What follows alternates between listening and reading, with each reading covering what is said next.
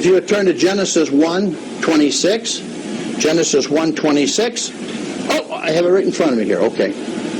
And it says, you know what it says in Genesis 1:26? This is prior to Adam. This is of the first world age, because we didn't get into the second world age till Genesis 2:7. Is this correct? When Adam was brought forth, it said, Yahweh is speaking, and he says, and Yahweh said, let us make man in our image. And they put man in, and they took Enosh out of the original Hebrew. Enosh. But the thing that I'm going to pound about here is that Yahweh said to somebody, because he said, let us make Enosh in our image. What is an image? An image is, say, a copy of something, okay? What is this right here? It's actually me. Okay, it's called a hand, but it's me. Is this right? This is also me. Okay, it's all me here. But this is called a hand. Okay? It's one of the most wonderful things that has ever been created, and how it functions. They can't get anything mechanical or electrical to even try and do what this can do, the way it's been designed, that Yahweh did. Okay, this is my hand. Mine. Is this mine? It belongs to me. It's attached. It's mine, right? No. Do you see an image? Yeah. Does it look like my hand? Is it my hand? No, it's not my hand. It's an image on the screen. Do you get it now? Let us make Enosh in our image. I showed you two of them with their skulls. The Negroid and the Mongoloid that was here prior to Adam. Though it kind of looked like our skull, and it had a nose opening and sockets for eyes. This is my hand. This is the image what kind of looks like my hand. But this doesn't have fingerprints like this does or whatever. Do you understand me? That's why he says in Genesis 1:26, and Yahweh said, let us make Enosh in our image after our likeness. Not the same, not the same.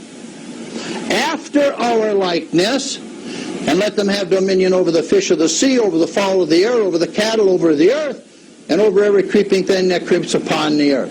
So Yahweh created Enosh in his own image. In the image of Yahweh created he him, male and female created he them. Why is that important now? We got to go back to verse 26. And it's Yahweh is speaking to somebody. He said, let us make them in our image. Who's the us? Oh boy, I can see wheels turning out here. Who's the us? The us were the Elohim.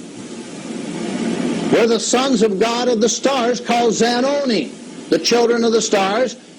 They were the us. Do you remember the story of Abraham and Sarah? Do you remember Sarah was barren? Come on now. She had no child. She was 90 years old. And all of a sudden, three men come walking across the field. Did they not? Yeah. And Abraham looked, and he said, go get a kid. Go get a goat. Hurry up. Today, see, the churches tell you, go get a kid to roast. They'd go get a little child off the street and probably roast them on a spigot. That's how dense they are in understanding. So right away they went. Now, who were these three people who had flesh and sat down and ate goat's meat and everything with Abraham? They were angelic beings that Yahweh sent, number one, to tell Sarah that her name was going to be Sarai to Sarah, and that in a year's time she would what? Bear a son to Abraham. Is this written? And then it says the other two angelic beings went into Sodom and Gomorrah, Admah and Zeboim, okay? And they witnessed that, and they got Lot, and they got his wife and two daughters, and they headed for the hills. Is this correct? Now you know who let us make Enosh in our image. Now you know who the us are that Yahweh's speaking about. And we're still back to the first earth age, prior to Adam coming here.